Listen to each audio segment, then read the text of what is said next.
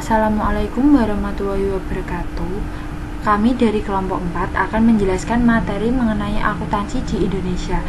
Perkenalkan, saya Laura Amanda Fioni, NIM 2019-12158, dan teman saya Putri Amelia Damayanti, NIM 2019-12159, Elsa Dwi Sekarwangi, NIM 2019-12179, Mariana Ulfa, NIM 2019-12187, dan Adelia Adiana Putri, NIM 2019-12213.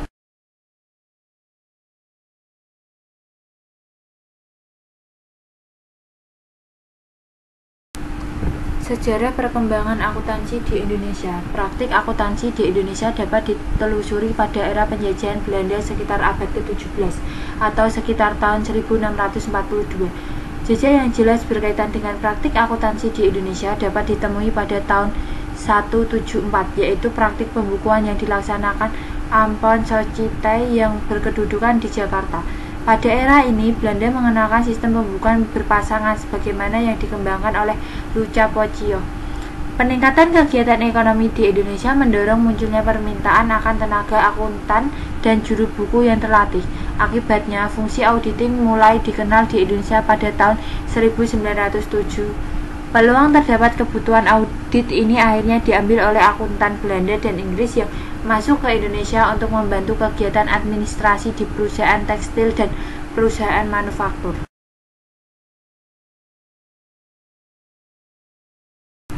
Praktik akuntansi model Belanda masih digunakan selama era setelah kemerdekaan, sekitar tahun 1950-an. Pendidikan dan pelatihan akuntansi masih didominasi oleh sistem akuntansi model Belanda. Atas dasar nasionalisasi dan kelangkaan akuntan, Indonesia pada akhirnya berpaling ke praktik akuntansi model Amerika. Namun demikian, pada era ini praktik akuntansi model Amerika mampu berbaur dengan akuntansi model Belanda, terutama yang terjadi di lembaga pemerintah. Pada pertengahan tahun 1980-an, sekelompok teknokrat muncul dan memiliki kepedulian terhadap reformasi ekonomi dan akuntansi. Kelompok tersebut berusaha untuk menciptakan ekonomi yang lebih kompetitif dan lebih berorientasi pada dasar dengan dukungan praktik akuntansi yang baik. Kebijakan kelompok tersebut memperoleh dukungan yang kuat dari investor asing dan lembaga-lembaga internasional.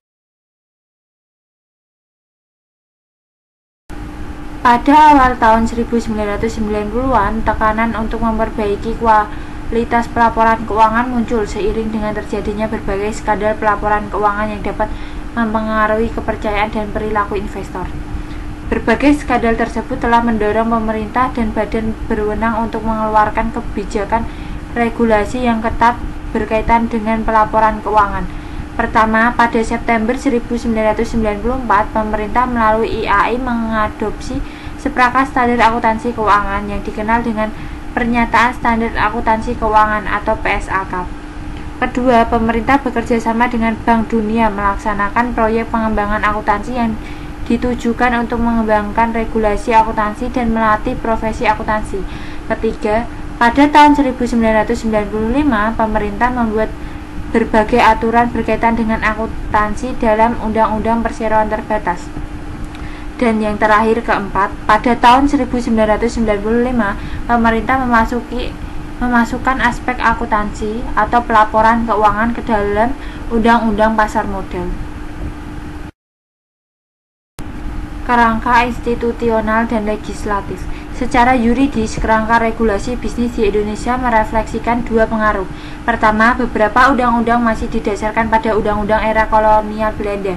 Kedua, beberapa undang-undang dikeluarkan pada era setelah kemerdekaan. Pada era setelah kemerdekaan, aturan yang mempengaruhi aktivitas bisnis komersial dibentuk melalui keputusan presiden dan regulasi yang dikeluarkan oleh lembaga pemerintah. Aturan tersebut adalah sebagai berikut.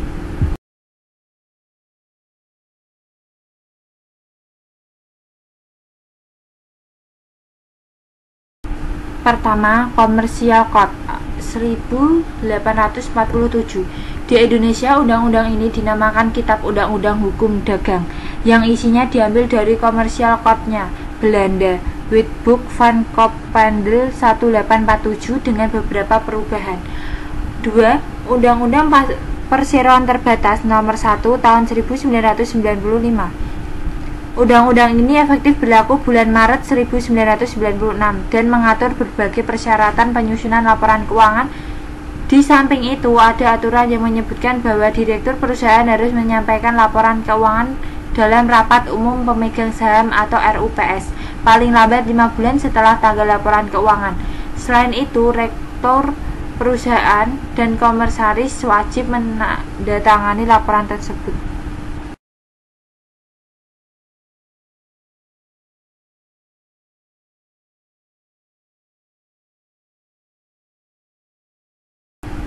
Yang ketiga, Peraturan Pemerintah Nomor 64 Tahun 1999 tentang Laporan Keuangan Perusahaan. Peraturan pemerintah ini merefleksikan perbaikan yang signifikan berkaitan dengan upaya menciptakan praktik bisnis yang transparan. Aturan sebelumnya menyebutkan bahwa hanya perusahaan yang terdaftar di pasar modal yang wajib menyampaikan laporan keuangan audit. 4. Undang-Undang Pasar Modal Nomor 8 Tahun 1995. Undang-undang ini diantaranya mengatur penyusunan, penyajian, dan audit laporan keuangan. Undang-undang ini didukung oleh berbagai peraturan Bappepan. Yang terakhir, 5.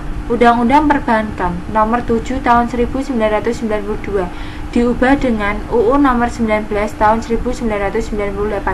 Undang-undang ini menyebutkan bahwa Bank Indonesia dapat menunjukkan akuntan publik untuk dan atas nama BI guna melaksanakan audit pada bank tertentu baik secara periodik maupun setiap saat sesuai kebutuhan. 3. Pelaporan keuangan dan persyaratan pengungkapan. Menurut Diga dan Yunus, tahun 1997, lembaga yang berhubungan dengan aspek pelaporan keuangan di Indonesia adalah A. Bank Indonesia, B. Departemen Keuangan, C. Direktorat Jenderal Pajak, D. Bapepam. Dengan adanya badan yang berwenang tersebut, perusahaan yang berada di industri tertentu diwajibkan untuk menyerahkan laporan keuangan tahunan audit kepada lembaga pemerintah tertentu. Perusahaan yang go publik juga wajib menyerahkan laporan keuangan tahunan audit kepada Bapepam dan otoritas bursa, dan juga menyerahkan laporan keuangan tahunan audit kepada Departemen Perdagangan dan Industri. Keputusan Presiden Nomor 97 PM tahun 1997 menyatakan bahwa pemerintah meminta perusahaan yang terdaftar di pasar modal untuk menyerahkan 4 kopi laporan keuangan, diantaranya perbandingan 2 laporan selama 2 tahun berturut-turut, dan laporan keuangan harus disusun sesuai dengan pernyataan standar akuntansi keuangan. Isi dari Keputusan Presiden Nomor 97 Tahun 1996 yang berkaitan dengan laporan keuangan adalah sebagai berikut. Pertama, laporan keuangan didasarkan pada standar akuntansi yang ditentukan oleh IAI dan peraturan Bapepam, dan akuntan publik mengaudit laporan tersebut. Kedua, laporan keuangan harus disajikan untuk periode 2 tahun terakhir atau sejak perusahaan memulai bisnisnya untuk perusahaan yang baru saja memulai kegiatan operasional kurang dari 2 tahun. Ketiga, catatan atas laporan keuangan harus menunjukkan secara terpisah jumlah transaksi dan kepemilikan saham oleh direktur, karyawan, komisaris, pemegang saham, dan pihak lain yang memiliki hubungan istimewa, sebagaimana diatur dalam PSAK. Keempat, perusahaan harus mengungkapkan semua transaksi yang mempengaruhi ekuitas dan menandingkan saldo awal dengan saldo akhirnya pada ringkasan terpisah yang ada dalam catatan atas laporan keuangan. Kelima, catatan atas laporan keuangan harus mengungkapkan informasi segmen bisnis sebagaimana yang dinyatakan dalam PSAK. Keenam, informasi tambahan di bawah ini harus diungkapkan dalam catatan atas laporan keuangan sesuai dengan ketentuan PSAK.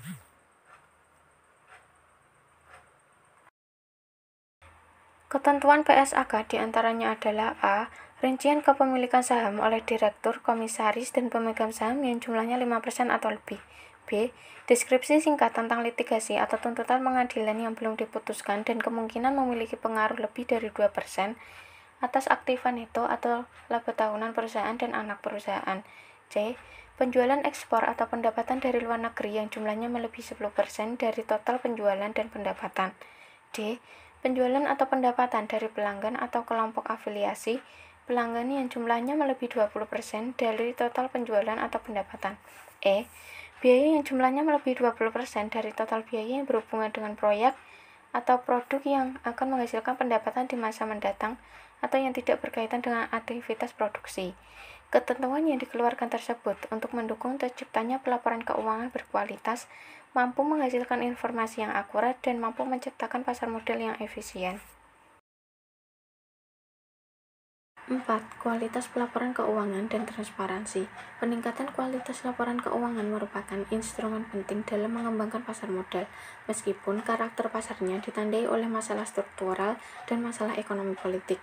Pelaporan keuangan memainkan peranan penting dalam menarik investor asing. Menurut Saudagaran dan Diga tahun 1997, hal ini disebabkan kualitas pelaporan keuangan dapat membantu investor dalam mengurangi resiko potensial yang timbul dari masalah politik ekonomi di Indonesia. Terdapat penelitian yang dapat digunakan sebagai rujukan untuk menilai kualitas pelaporan keuangan di Indonesia. Pertama, penelitian yang dilakukan oleh Craig dan Digo tahun 1998 menunjukkan bahwa luas pengungkapan di dalam laporan keuangan tahunan perusahaan Indonesia untuk tahun yang berakhir 1994 hanya sebesar 55% dari total item disclosure yang terdapat dalam standar akuntansi internasional. Hal ini menunjukkan bahwa kualitas pelaporan keuangan di Indonesia tergolong rendah.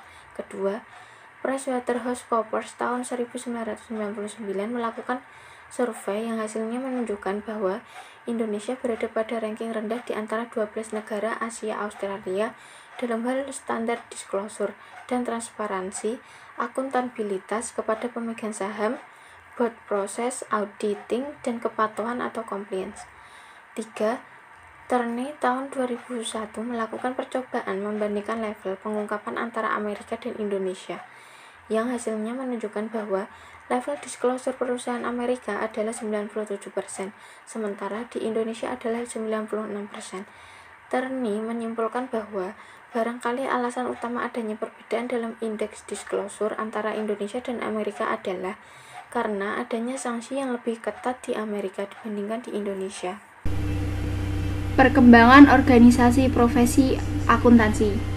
Ada 5. Yang pertama, tahun 1957, lulusan pertama mahasiswa akuntansi Universitas Indonesia, namun KAP milik orang Belanda belum mengakui kualifikasi mereka, sehingga pada tanggal 23 Desember 1957 dibentuklah IAI. Yang kedua, 1969, Konvensi Akuntansi yang pertama. Yang ketiga, pada tahun 1985, dibentuknya Tim Koordinasi Pengembangan Akuntansi atau TKPA yang didanai oleh Bank Dunia sampai tahun 1993 dengan misi untuk mengembangkan pendidikan akuntansi, profesi akuntansi, standar profesi, dan kode etik profesi. Yang keempat, pada tahun 1997, ujian sertifikasi akuntan publik atau USAP mulai diperkenalkan dan tertuang pula dalam SK Menkeu mengenai prosedur perizinan, pengawasan, dan sanksi bagi akuntan publik yang bermasalah. Yang kelima, pada tahun 2001, Departemen Keuangan mengeluarkan draft akademik mengenai RUU Akuntan Publik yang memuat bahwa akuntan publik dan KAP dapat dituntut dengan sanksi pidana.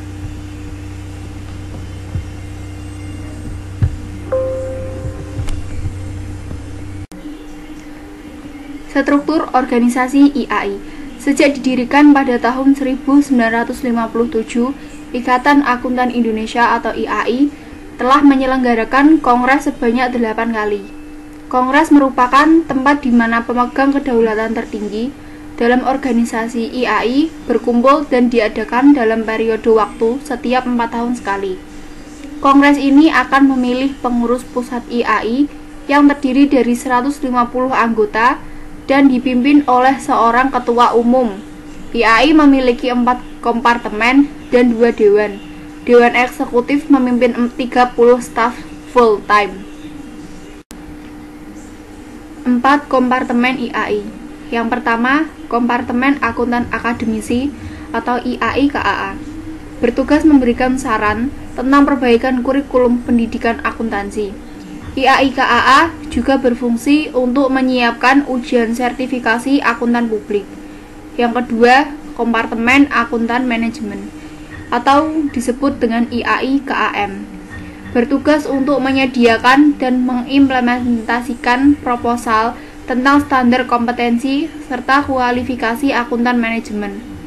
Yang ketiga, kompartemen akuntan publik atau IAI-KAP, bertugas untuk mengatur perizinan KAP, membuat standar profesi, mereview pelanggaran disiplin, dan memberikan sanksi kepada akuntan publik. Dan yang keempat, kompartemen akuntan sektor publik atau IAI-KASP, bertugas mengeluarkan peraturan dalam bentuk exposure draft akuntan sektor publik dan persyaratan pelaporan keuangan.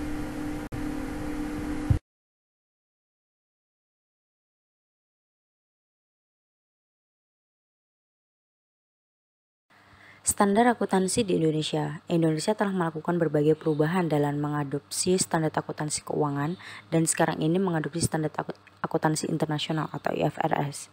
Standar akuntan keuangan di Indonesia atau PSAK cenderung dikembangkan dengan pendekatan Principle Based Standard yang memberikan pedoman bersifat umum, bukannya US Rule Based Standard yang mengatur setiap situasi pembisnis.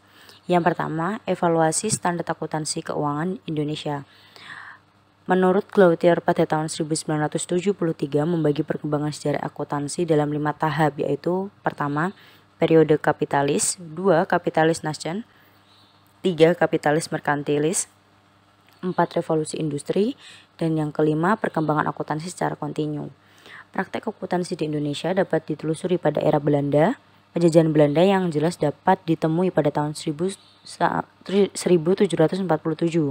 melalui praktik pembukuan yang dilaksanakan Ambien Society yang berkedudukan di Jakarta.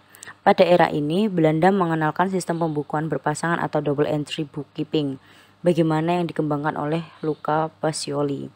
Tahun 1955 terdapat ketentuan untuk memperoleh gelar akuntan melalui pendidikan formal dan non-formal atau kursus-kursus. Pada dekade tahun 1955 sampai dengan 1979, gelar akuntan mulai diberikan berdasarkan UU nomor 34 tahun 1957. Pada periode tersebut hanya perguruan tinggi negeri saja yang diperbolehkan untuk mendidik calon akuntan.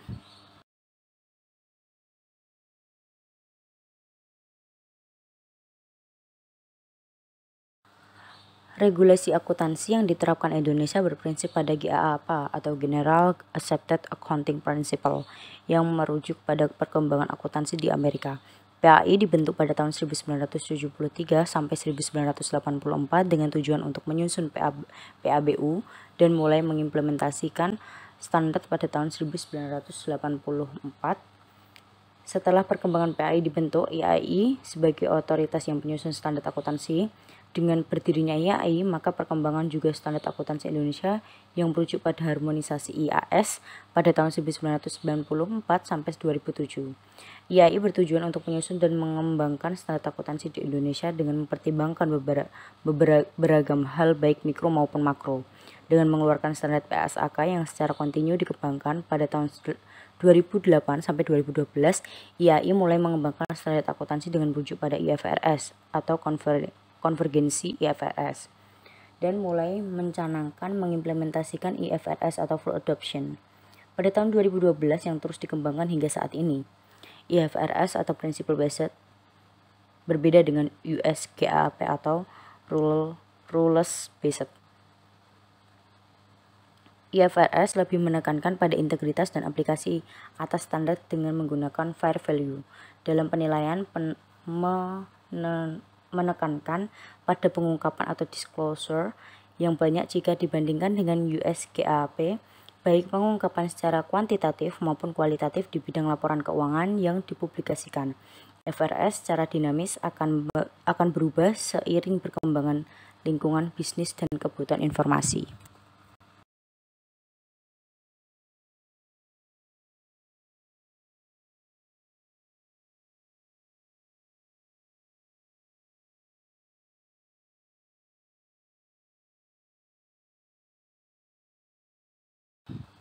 Dewan Standar Akuntansi Keuangan atau DSAK.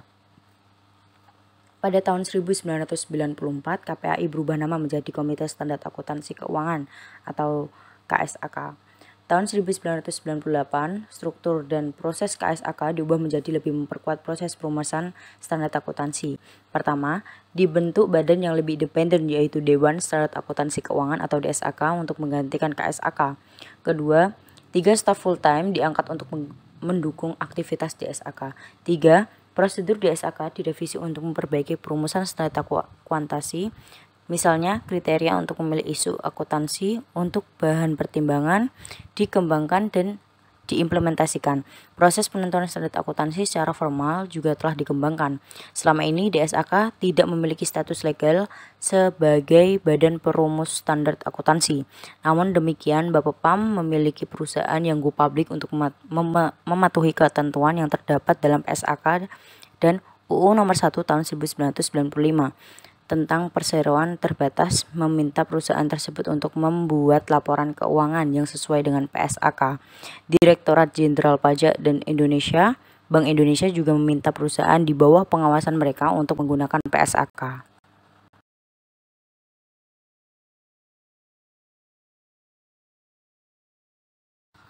Tahapan proses penyusunan standar akuntansi atau ADB tahun 2003 bisa dilihat pada halaman 125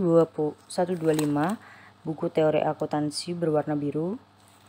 Di situ sudah dijelaskan. Yang pertama ada isu identification, 2 preliminary consideration, 3 preparation of accounting discussion paper, dan keempat preparation of explore draft atau ED.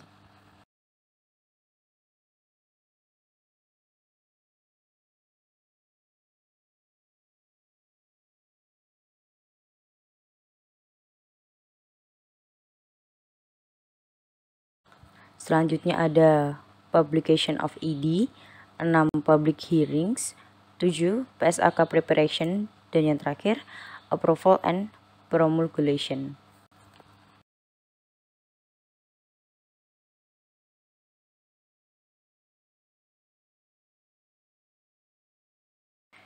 Periode sebelum Kongres 8. Yang pertama ada organisasi dan dana.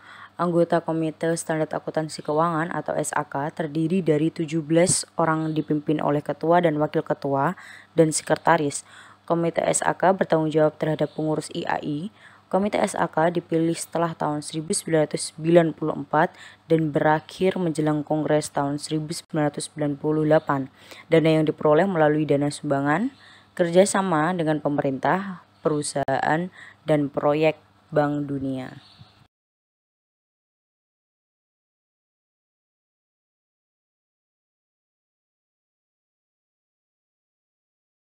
Kedua, yakni due process prosedur.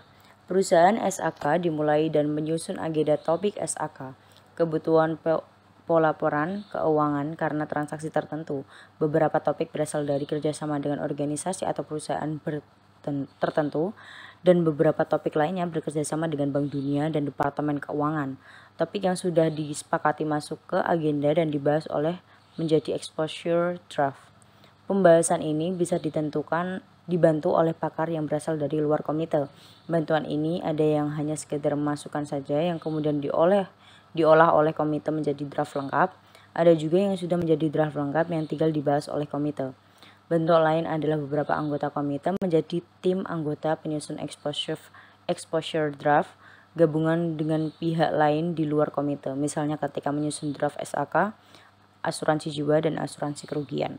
Kemungkinan lain adalah menerima draft lengkap yang sudah dikerjakan oleh pihak lain, misalnya topik SAK yang mendapat bantuan DEPCO atau Bank Dunia.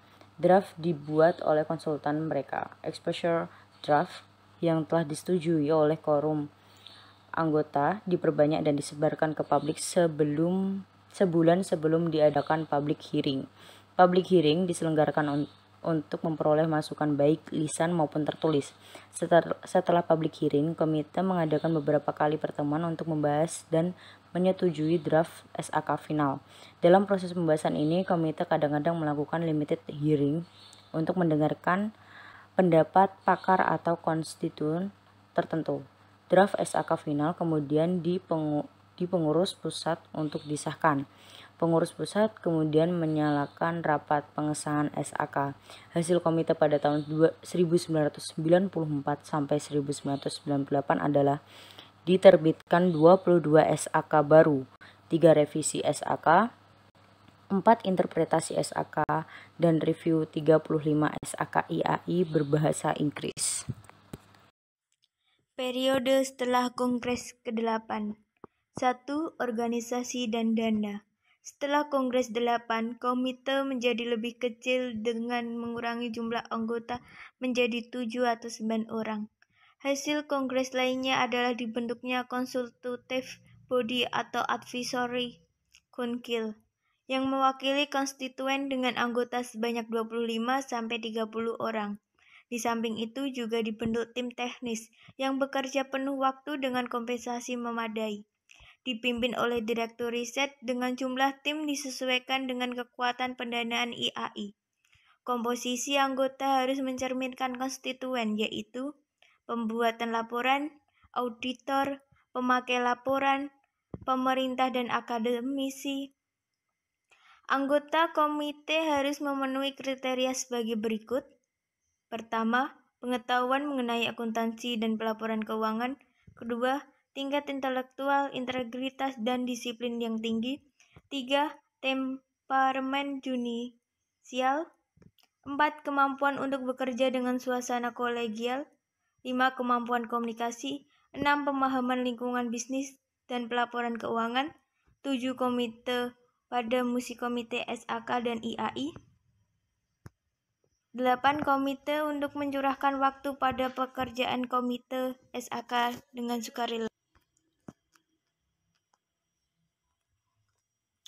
Dengan adanya tim teknis yang bekerja penuh, komite cukup mempunyai ketua yang mempunyai tanggung jawab tambahan yang memimpin rapat komite dan pertemuan lain.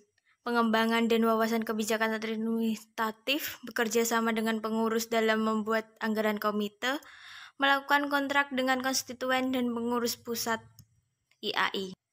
Advisory Council merupakan perwakilan konstituen yang mempunyai fungsi untuk memberikan arahan dan prioritas penyusun standar. Fungsi lain adalah memberikan pendapat pada posisi yang diambil oleh komite untuk masalah penting dalam standar akuntansi. Council juga mempunyai fungsi si pembantu pengurus pusat dalam pendanaan komite maupun tim teknis. Anggota komite tidak lagi dipilih atau diganti setiap kali kongres agar terjadi keseimbangan kerja. Masing-masing anggota komite dipilih dan diberhentikan pada waktu yang berbeda. Dengan selang waktu yang memadai, titik anggota komite dipilih untuk masa kerja 4 tahun dengan kemungkinan dipilih kembali untuk satu periode masa kerja 4 tahun yang kedua. Ketua dan anggota komite SAK harus dibebaskan dari usaha mencari dana penyusunan standar akuntansi keuangan. Tim teknis membuat anggaran biaya komite setiap tahun. Pengurus pusat dengan bantuan Advisory Council mempunyai tanggung jawab untuk menyediakan dana yang anggarannya telah disetujui bersama antara pengurus pusat, Advisory Council, dan komite SAK. 2. Proses prosedur. Meskipun dipilih dan bertanggung jawab kepada pengurus IAI, komite baru merupakan lembaga yang mempunyai wewenang tertinggi dalam menentukan standar. Ada beberapa perubahan yang dilakukan IAI, misalnya SAK dikembangkan dan disahkan oleh komite dan perlunya perbaikan dalam 2 proses. Komentar terhadap ekspor draft diperbaiki dari minimal 1 bulan menjadi paling tidak 6 bulan. Kualitas bahasa ekspor draft harus ditingkatkan sehingga publik akan memberikan komentar lebih banyak pada isi pokok standar. Rapat komite harus dirancang menjadi terbuka untuk publik sebagai pengamat. Penyimpanan hasil tertulis baik hasil antara maupun finansial diperbanyak dan diperluas dengan menggunakan media yang tersedia seperti brosur, koran, majalah, dan leaflet.